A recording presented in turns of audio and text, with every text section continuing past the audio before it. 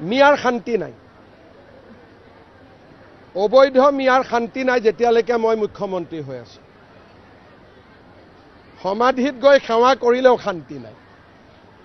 গতিকে যেতিয়ালৈকে মই মুখ্যমন্ত্ৰী হৈ আছো অবৈধ মিয়া টেনশ্যনত থাকিবই লাগিব। আমি অসমলৈ শান্তি আনিম।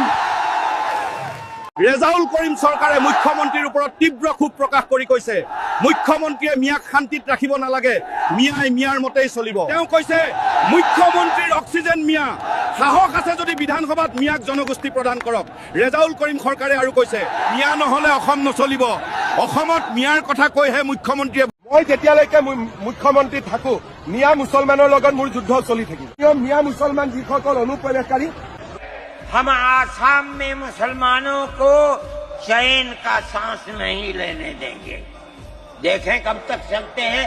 अगर जमीयत उलमा जिंदा है और अल्लाह ने हमें जिंदा रखा, हम देखेंगे कि क्या करते हैं। हम जिंदा है।